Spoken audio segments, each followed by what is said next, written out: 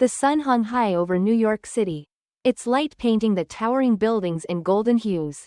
The Empire Grand Hotel stood among them, a testament to opulence. Its marble facade gleamed under the afternoon sun, the kind of brilliance that promised luxury to those who stepped inside. Ethan and Sophia Cole walked through the grand entrance with their 2 children, Liam and Emma, their steps measured but unassuming. Their attire simple but elegant gave no indication of their status. To the untrained eye, they might have seemed like any other family, perhaps returning from a day of sightseeing. But the Coles were not ordinary visitors. They were the majority shareholders of the Empire Grand, the very hotel whose lobby they now crossed. The space exuded refinement, its polished floors reflecting the soft glow of chandeliers hanging high above. Gentle murmurs of conversation filled the air, blending with the faint clinking of glasses from the bar nearby. Ethan glanced around, his expression calm yet observant, while Sophia's gaze swept the room with quiet curiosity. At the reception desk, a middle-aged woman with neatly styled hair and a practiced smile attended to a pair of tourists. Her name tag read Karen White. She exuded efficiency as she confirmed their reservation and offered advice on local attractions. With an air of polished professionalism, she sent them off with well wishes and a bright smile. Then she turned her attention to the Coles. Karen's smile faltered not entirely, but just enough to be noticeable. Her posture stiffened as her eyes scanned the family, lingering briefly on their casual clothing. It was subtle, the kind of reaction that might pass unnoticed by someone unaccustomed to such scrutiny. But Sophia noticed. So did Ethan. "Good afternoon," Ethan said, his tone polite as he approached the desk. "We have a reservation under Ethan Cole." Karen hesitated for a beat, her gaze flicking from Ethan to Sophia, and then to the children. When she spoke, her voice carried the faintest edge of disbelief. "Are you sure this is the right place?" she asked, tilting her head slightly, her smile tightening. "This is a 5-star hotel, sir." Sophia felt a familiar heat rise in her chest. It was not anger, not yet, but a kind of weariness, the weight of an indignity too often repeated. Still, she remained composed, her voice even. "Yes," she said, meeting Karen's gaze directly. "We are sure." Karen's smile didn't falter, but the subtle shift in her demeanor was unmistakable. She began typing on her computer, her movements slow and deliberate. The moments dragged as the tension in the air thickened, though the rest of the lobby continued its hum of activity. Finally, Karen spoke again. "I'll need a credit card and a payment confirmation for your reservation." "It's our policy." Ethan raised an eyebrow. "I believe we provided our credit card when we made the booking online," he replied, his voice calm but firm. Karen let out a soft, dismissive chuckle. "I understand, sir," she said, her tone dripping with condescension. "But in places like this, we need to take precautions. You'd be surprised how often people—" She hesitated, her words carefully chosen, "misjudge what they can afford." Sophia felt Liam shift uncomfortably beside her. She placed a reassuring hand on his shoulder, her own resolve steady. "This doesn't seem to be standard procedure," Ethan said, his tone unchanging. "I didn't notice you asking the couple before us for a payment confirmation." Karen's practiced smile faltered again, but she quickly recovered. "We follow policies to protect the interests of the hotel," she said smoothly. "Places like this aren't for everyone. You understand." The words hung in the air, unspoken implications as clear as the crystal chandeliers above them. Sophia's voice, when it came, was soft but sharp. "And what, exactly, are you trying to protect the hotel from?" Karen's fingers stilled on the keyboard. She didn't meet Sophia's gaze this time, her eyes fixed instead on the screen in front of her. "I'm just doing my job," she said lightly, though her words carried a defensive edge. Ethan stood motionless for a moment, his calm presence unchanged, but there was a weight in his silence, a quiet authority that filled the space between them. He leaned forward slightly, his voice even but resolute. "Do you know who I am?" he asked, meeting Karen's gaze. For a moment, she looked confused, her confidence wavering. "You're Mr. Cole," she said uncertainly. "That's correct," Ethan said, his expression unchanged. "And my wife, Sophia Cole." Together, We own the majority of this hotel. We came here to see how our guests are treated. And now we know. Silence fell like a heavy curtain. The faint sounds of the lobby seemed distant now, as if the world had paused to listen. Karen's face turned pale, her eyes wide with shock. She began, but no words followed. Sophia stepped forward, her voice low but firm. You judged us the moment you saw us. You assumed, because of how we look, that we didn't belong here. And that, she said, her gaze piercing, is unacceptable. For a long moment, no one spoke. Then Ethan straightened, his voice quiet yet commanding. We'll be speaking with the manager now. Karen's lips parted as if to protest. But she thought better of it.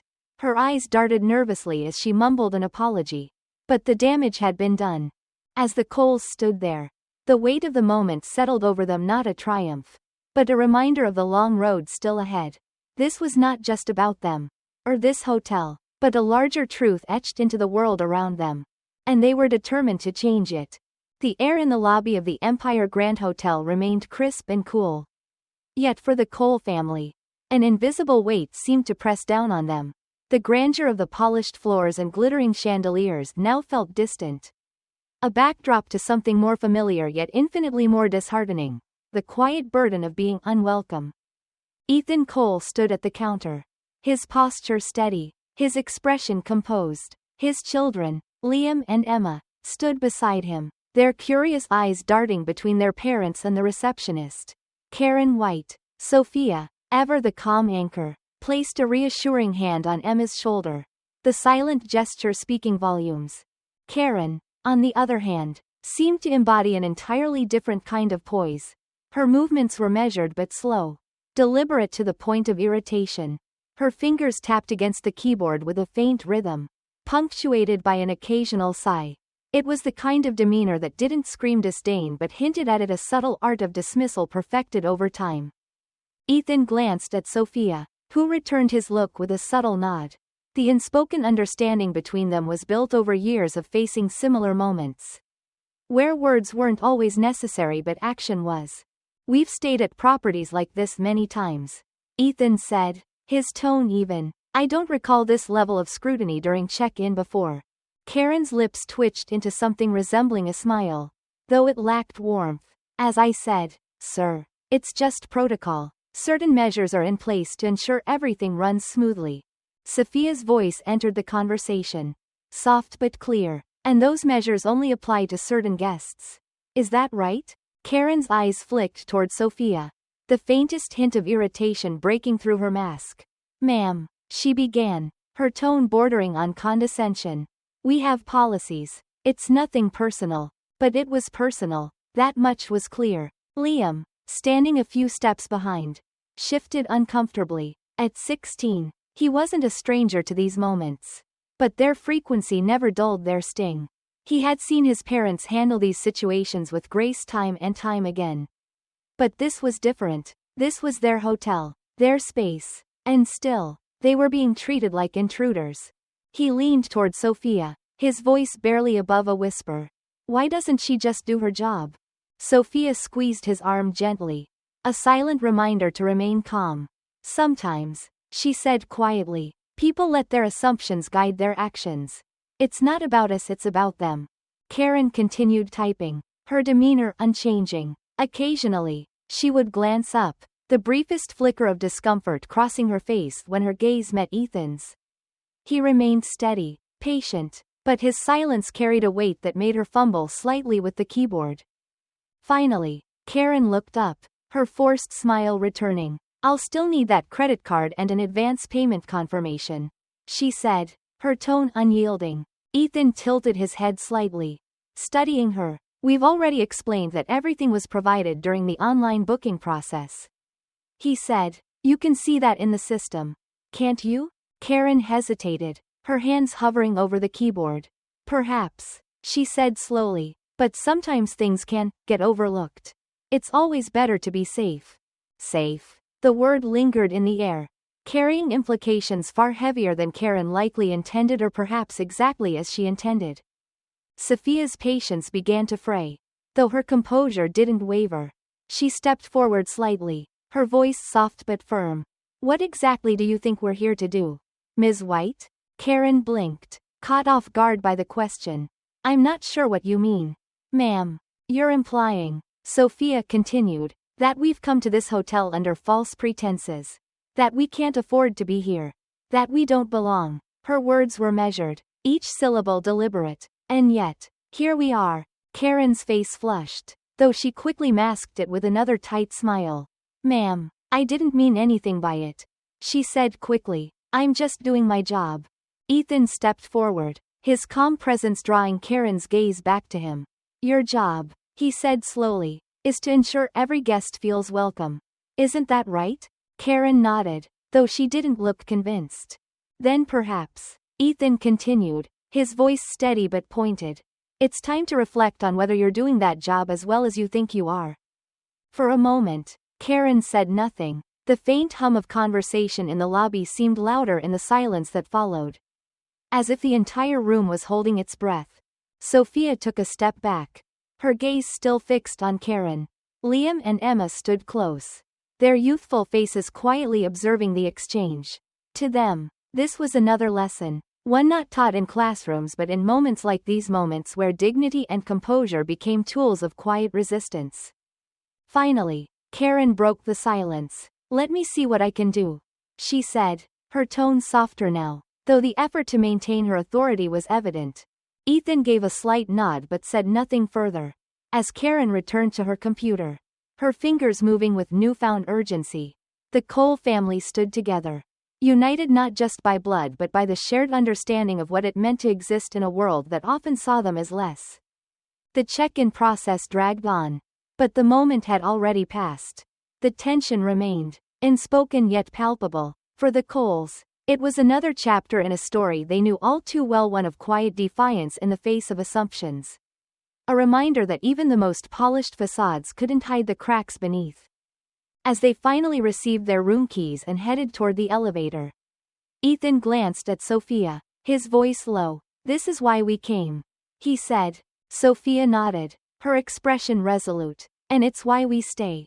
The sweet keycards sat heavy in Ethan's hand as he watched the elevator doors close. The ride to their assigned floor was silent, filled only with the faint hum of machinery and the occasional chime as they passed each level.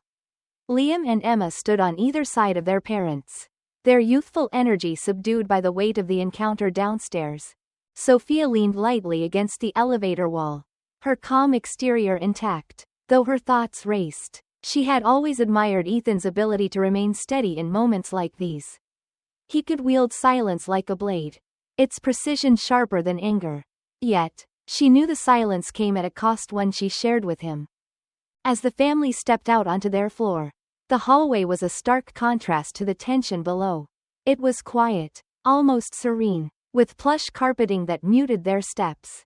The subtle fragrance of fresh flowers hung in the air, a detail meticulously maintained by the Empire Grand's housekeeping staff. Ethan slid the card into the door and opened it to reveal a suite befitting the hotel's reputation. Floor-to-ceiling windows framed the New York skyline, and elegant furnishings filled the space with understated luxury. Yet, the opulence did little to lighten the atmosphere that followed them from the lobby. Emma wandered toward the windows, her small frame silhouetted against the city's glow. Liam stood near the doorway, his brow furrowed. He wasn't a child anymore, and the implications of what had transpired downstairs were not lost on him. Why didn't we just tell her who we were? He asked. Breaking the silence, Sophia exchanged a glance with Ethan before answering. Because it's not about who we are, Liam, she said gently. It's about what people choose to see when they look at us. Ethan walked over to the sitting area, unbuttoning his jacket and placing it neatly over the back of a chair. His movements were deliberate, a reflection of the restraint he had practiced for years. We wanted to see how the staff treats every guest, he said, not just the ones they think are important. But what we saw was more than just poor service. Liam crossed his arms, his frustration evident. She didn't even try to hide it, he said. She didn't think we belonged there. No, she didn't, Sophia replied, her voice calm but firm. And that's exactly why we're here. To see what needs to change. Ethan sat down and gestured for Liam and Emma to join him. They hesitated at first, but eventually, the family gathered in the sitting area, their conversation taking on the tone of a quiet but important lesson. What you saw today wasn't new. Ethan began. It's something your mother and I have dealt with for most of our lives. It's subtle sometimes, but it's always there, an assumption. A look. A word left unsaid. But it's not right, Liam said, his voice rising slightly. No, Sophia agreed. It's not. But change doesn't come from anger, Liam. It comes from showing people what's possible when you refuse to let their ignorance define you. Emma, who had been silent until now, spoke up. Do you think she'll get in trouble? Ethan leaned back slightly, his expression thoughtful. That's not for us to decide, he said, but what happens next will depend on how the hotel chooses to handle this. That's why we're here, to make sure the right changes are made. The conversation was interrupted by a knock at the door. Ethan rose to answer it, finding Paul Mitchell, the hotel manager, standing on the other side. Paul's expression was tense but polite, a thin layer of unease betraying his usually confident demeanor. Mr. Cole, Mrs. Cole, he said, his tone deferential. May I have a moment of your time? Ethan stepped aside to let him in, gesturing toward the sitting area. Paul hesitated as he noticed Liam and Emma but quickly composed himself. I understand there was an incident earlier, Paul began, his hands clasped in front of him. There was, Ethan replied evenly. Paul cleared his throat. I want to personally apologize for the way you were treated. That is not the standard we hold ourselves to at the Empire Grand. Sophia tilted her head slightly, her gaze steady. What standard is that, Mr. Mitchell? She asked. Paul faltered for a moment, then recovered. One of excellence and respect for all our guests, he said. I assure you, this will be addressed immediately. And how will it be addressed? Ethan asked, his tone polite but pointed. Paul shifted uncomfortably under their scrutiny. The staff involved will be spoken to, and additional training will be implemented to ensure this doesn't happen again. Sophia nodded slowly, her expression unreadable. We'll hold you to that, she said. Paul exhaled, clearly relieved by the measured response. Thank you for your understanding, he said. Please don't hesitate to reach out if there's anything else I can do. As Paul left the suite, the room fell silent once more. Ethan returned to his seat, his expression thoughtful. This isn't just about her, he said, speaking more to himself than to anyone else. It's about a system that allows people like her to act that way without thinking twice. Sophia reached for his hand, her touch grounding him. Then we'll start with this system, she said, one step at a time. The family sat together in the quiet of the suite, the city's lights twinkling in the distance. It wasn't victory they felt, but a resolve, a quiet determination to turn moments like these into opportunities for change. The conference room on the hotel's executive floor was a far cry from the bustling lobby below. With its high ceilings and expansive windows overlooking Manhattan, it projected an air of prestige. Yet, as Ethan and Sophia Cole entered, the room felt weighted not with the trappings of luxury, but with the burden of the conversation about to unfold. Paul Mitchell, the hotel's manager, was already seated at the head of the table, his hands folded tightly in front of him. Across the polished surface of the table sat binders of policies, training manuals, and guest feedback reports, none of which could fully account for what had transpired the day before. Thank you for making time, Paul began, standing briefly as Ethan and Sophia took their seats. His voice was measured, but there was an edge of unease in his tone. I want to reiterate my apologies for what happened yesterday. It was unacceptable, and I take full responsibility as the manager of this property. Ethan nodded slightly, his expression calm but unreadable. We appreciate that, he said, but apologies alone won't address the deeper issue. Paul hesitated, his hands tightening on the edge of the table. You're absolutely right, he admitted. We need to do better, not just for you, but for every guest who walks through our doors. Sophia leaned forward, her gaze steady. Tell us, Mr. Mitchell, she said, her voice soft but firm. How does something like this happen in one of the most prestigious hotels in the city? What does that say about the culture here? Paul exhaled slowly, his shoulders sagging slightly. The truth is, he began, there are blind spots. even with all the policies and training programs we have in place. There's no guarantee that individual biases won't seep through. Sophia tilted her head, her expression thoughtful. So you're saying the system is reactive, not preventative? Paul nodded reluctantly. Yes, we deal with incidents when they arise. But clearly, that's not enough. Ethan glanced at the stack of binders on the table. We've reviewed your training materials, he said. There's a lot of emphasis on guest satisfaction and professionalism, but very little about unconscious bias or how to confront it. Paul looked genuinely surprised. We include a section on diversity and inclusion, he said. Sophia raised an eyebrow. A single section buried in a sea of hospitality guidelines. That's not enough to challenge the kind of ingrained assumptions we saw yesterday.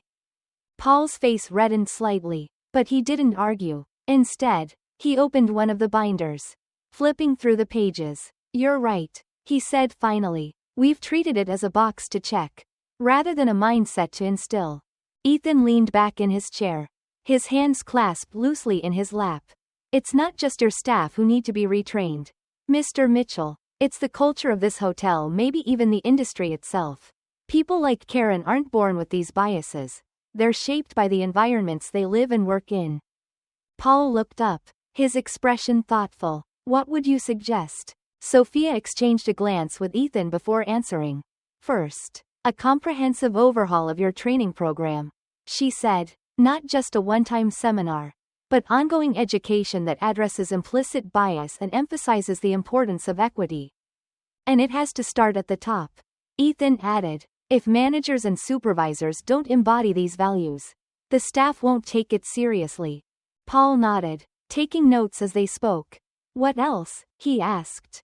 Sophia's tone softened slightly. Accountability, she said. Incidents like this need to have consequences. Not just for the individual involved, but for the system that allowed it to happen. That means regular audits, anonymous feedback channels, and a commitment to transparency. For a moment, the room fell silent, the weight of their words hanging in the air. Paul closed his notebook and met their gaze. I'll be honest, he said. This is going to be a difficult shift. But you're right, it's necessary. Sophia smiled faintly. Difficult doesn't mean impossible. Paul nodded, a hint of resolve returning to his demeanor.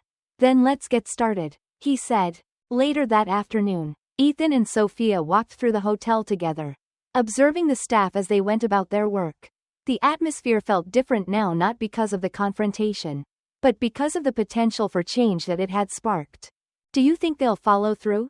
Sophia asked quietly as they paused near the lobby.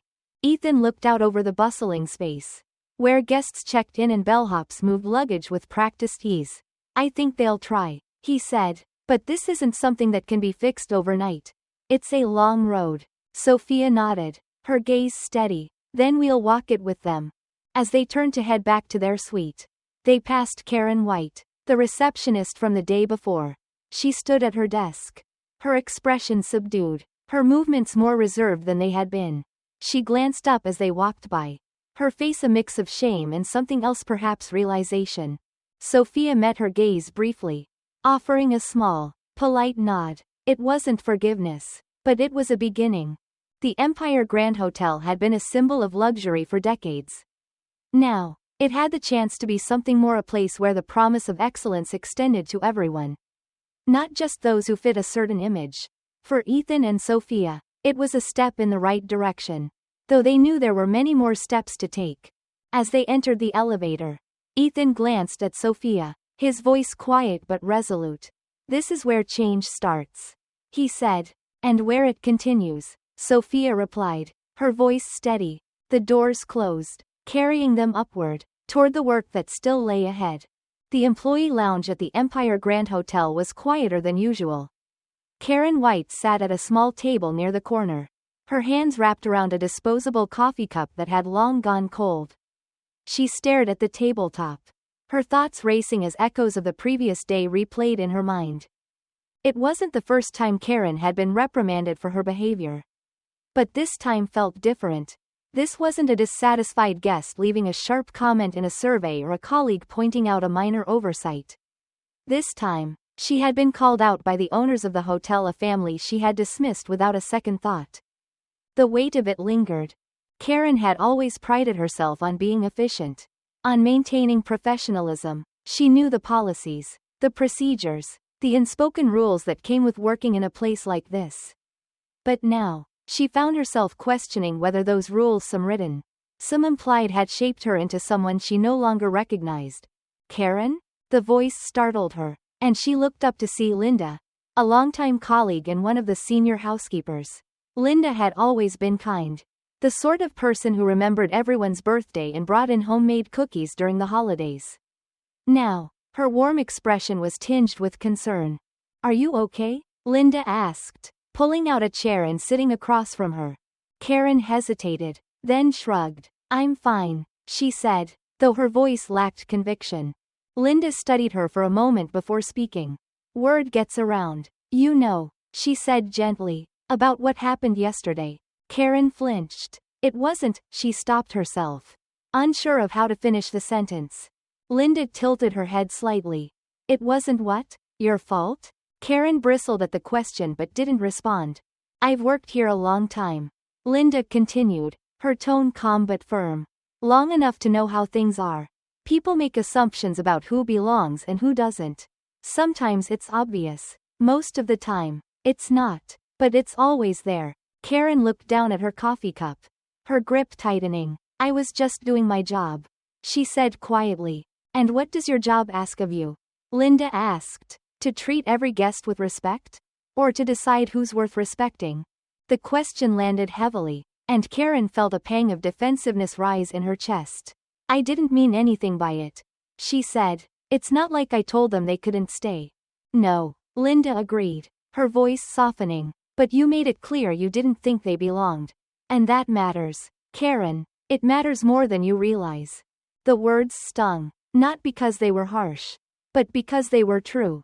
Karen sat back in her chair, her mind racing. She thought about her childhood, growing up in a small town where everyone looked the same and thought the same. Diversity was something she'd only encountered in her adult life. And even then, it had been at a distance, something to observe, not engage with. She thought about her first years working at the hotel, when she'd learned to identify the right kind of guest. Polished shoes, expensive watches, quiet confidence. The unspoken rules had been there all along, guiding her judgments, shaping her reactions. "I didn't think," Karen began, but her voice trailed off. Linda leaned forward slightly. "That's the problem, isn't it?" she said. "We don't think, we just react. We let our assumptions do the thinking for us." For a long moment, neither of them spoke. The hum of a vending machine filled the silence, a faint reminder of the world outside the small room. Finally, Karen exhaled slowly. "What am I supposed to do now?" she asked, her voice barely above a whisper. Linda reached across the table, resting a hand on Karen's. "You start by listening," she said, "to yourself, to others. And when you catch yourself making assumptions, you stop. You ask yourself why. You learn." Karen nodded slowly, though the path ahead felt overwhelming. "Do you really think people can change?" she asked. Linda smiled faintly. "I think people can grow. But it takes work. And it's not easy." Later that day, Karen attended the first of the new staff training sessions mandated by the Coles. The room was filled with employees from every department: front desk, housekeeping, food service, each of them listening as a facilitator spoke about unconscious bias and the ways it could manifest in their work. Karen sat near the back, her notebook open but untouched. She listened as the facilitator described scenarios that felt uncomfortably familiar, assumptions based on appearance, microaggressions disguised as policies, polite smiles masking quiet judgments. The words felt like a mirror, reflecting parts of herself she had never wanted to examine. But for the first time, Karen didn't look away. By the end of the session, her notebook was filled with notes not just about policies and practices, but about questions she needed to ask herself. She knew this was only the beginning, and the road ahead would be long.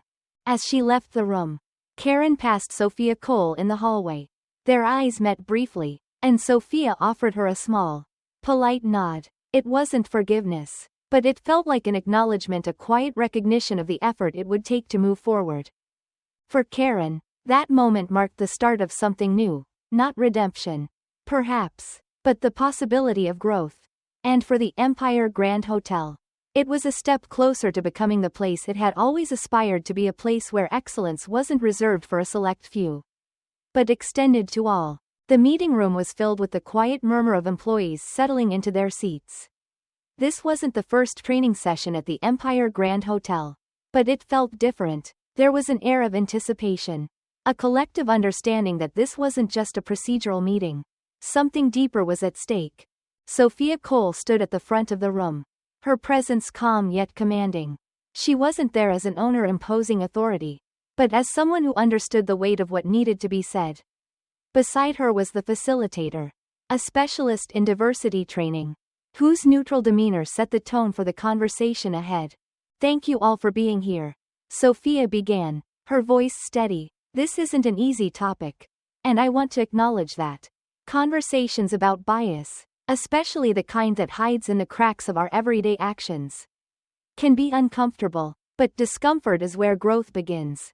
She paused, letting her words settle. Around the room, employees from every department, housekeeping, concierge, security, and food service, sat in quiet attentiveness.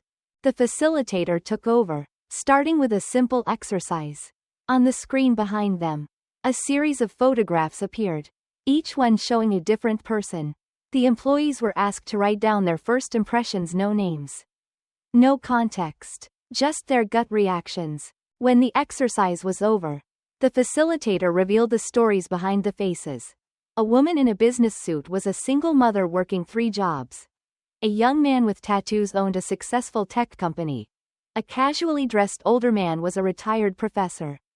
The room grew quieter as the facilitator explained how unconscious bias could shape perceptions without anyone realizing it. Sophia watched as the employees absorbed the lesson, their expressions shifting from skepticism to quiet reflection. She knew this wasn't about shaming them. It was about holding up a mirror to the ways they interacted with the world. Karen White sat near the back of the room, her notebook open on the table in front of her. She had attended training sessions before, but this one felt personal. As the facilitator spoke about the small, seemingly inconsequential ways bias could manifest: delayed service, overly formal interactions, or excessive scrutiny, Karen felt her chest tighten. She recognized herself in those examples, and it wasn't a comfortable feeling. When the facilitator asked for volunteers to share their thoughts, Karen hesitated. She wasn't ready to speak, but she listened as others shared their stories. A concierge described how guests often assumed he didn't speak English. A server admitted that she tended to greet well-dressed diners with more enthusiasm than casually dressed ones. Each story was a reminder of how subtle these moments could be and how profound their impact. Finally, Karen raised her hand. "I didn't think I had a problem with bias," she began, her voice quiet but steady. "I thought I was just doing my job, following the rules. But yesterday, I realized something. I wasn't just following rules, I was making judgments. I didn't mean to, but I did, and it hurt someone." Her voice wavered slightly, but she pressed on. "I don't want to be that person. I don't want to assume I know who someone is just by looking at them. So I'm here to learn, to do better." Sophia nodded, her expression thoughtful. "Thank you, Karen," she said. "Acknowledging bias isn't easy, but it's the first step toward change." Over the next few weeks, the training sessions became a regular part of life at the Empire Grand. Employees were encouraged to share their experiences and to hold each other accountable. The conversations weren't always comfortable, but they were necessary. Sophia and Ethan stayed involved, attending sessions and meeting with department heads to discuss progress. They knew this wasn't a one-time fix but a continuous process, one that required commitment at every level of the organization. The changes weren't immediate, but they were noticeable. Guests began leaving feedback that praised the staff for their attentiveness and professionalism. Employees reported feeling more confident in their roles, knowing they were part of a team that valued fairness and respect. Karen, in particular, found herself reflecting more on her interactions with guests. She caught herself before making assumptions, reminding herself to see people as individuals rather than as categories. It wasn't easy, but it felt right. One afternoon, As Sophia walked through the lobby, she overheard a guest thanking Karen for her help. The gratitude in the guest's voice was genuine, and Karen's smile was warm and unforced. Sophia paused for a moment, watching the interaction. It was a small moment, but it symbolized something much larger. Sophia knew the road ahead would still have challenges. Bias didn't disappear overnight, and neither did the systems that enabled it. But the staff at the Empire Grand were starting to understand something important. Excellence wasn't just about polished service or luxurious amenities.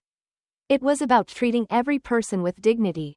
As Sophia stepped into the elevator, she allowed herself a small smile. Change was slow, often frustratingly so, but it was happening. One conversation, one interaction, one choice at a time. The rhythm of the Empire Grand Hotel's daily operations resumed as the weeks passed. Guests came and went, their stays marked by the quiet luxury the hotel promised. But beneath the polished surface, subtle changes began to take root, shaping the way the staff interacted with one another and the guests they served. Sophia and Ethan Cole, though often in the background, observed these shifts with a measured sense of accomplishment. They knew change didn't come with fanfare, it arrived quietly, like the gradual lightening of the sky before dawn. Karen White was one of those changes. Her demeanor at the front desk had softened, not in professionalism, but in approach. She no longer scanned guests with quick judgments, no longer hesitated before offering a warm greeting. Instead, she practiced pausing, taking a moment to see the person before her as someone with a story, rather than as a collection of assumptions. One afternoon, she checked in a young couple with matching backpacks and sneakers worn from travel. They looked tired but cheerful, their excitement tempered by long flights and unfamiliar surroundings. Karen smiled as she handed them their keycards. "Welcome to the Empire Grand," she said sincerely. "If there's anything you need during your stay, don't hesitate to ask." The couple exchanged a surprised glance. "Thank you," the young man said, his voice tinged with gratitude. Karen felt a quiet sense of satisfaction as they walked away. Moments like these, though small, felt significant. Elsewhere in the hotel, other staff members were having their own moments of reflection and growth. Eduardo, one of the senior bellhops, had been with the Empire Grand for over a decade. He prided himself on efficiency, but the recent training sessions had prompted him to reconsider his interactions with guests. One evening, he assisted an older woman arriving alone with several large suitcases. As he loaded her bags onto the cart, she hesitated, glancing around the grand lobby. "This place is quite something," she said, her tone uncertain. Eduardo paused, meeting her gaze. "It is," he replied with a kind smile. "But it's also your home for the next few days. Let me know if there's anything I can do to make it more comfortable for you." The woman's expression softened, her initial nervousness replaced by a quiet sense of belonging. The Coles children, Liam and Emma, also felt the ripple effects of their parents' efforts. The events at the hotel had sparked conversations at home, discussions that were sometimes uncomfortable but always honest. At school, Liam began working on a project about racial equity in public spaces. He researched the history of systemic bias in industries like hospitality, connecting the dots between past injustices and the microaggressions his family had faced. Emma, younger but no less thoughtful, wrote a poem for a class assignment. In it, she described the Empire Grand as both a beautiful building and a symbol of something greater. Her teacher praised her for her insight, noting the maturity of her reflections. At dinner one evening, Sophia listened as her children shared their projects. She felt a swell of pride, not just for what they had accomplished, but for the way they were learning to navigate the world with awareness and empathy. Beyond the walls of the Empire Grand, the changes began to ripple outward. Guests who experienced the newfound attentiveness of the staff left glowing reviews, sharing stories of kindness and professionalism. These reviews attracted attention, drawing in a more diverse clientele who felt welcomed and respected. The hotel's commitment to change didn't go unnoticed in the industry either. Other establishments began reaching out to the Coles for advice, curious about how they had addressed such a sensitive issue with grace.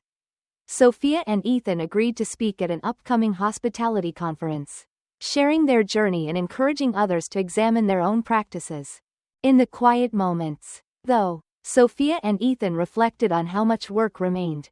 They knew the challenges of addressing bias were ongoing, and the world outside the hotel wasn't changing as quickly as they might have hoped. One evening, as the family gathered in their suite overlooking the city, Ethan spoke. "It's a start," he said, his voice thoughtful. "But it's just one hotel." Sophia nodded. "True, but every change starts somewhere." From their window, the city lights stretched endlessly into the horizon, each one a small point of brightness against the darkness. Sophia thought of those lights as symbols of the people whose lives they had touched, the moments they had changed, and the work still left to do. For the Coles, the journey wasn't about grand victories or sweeping transformations.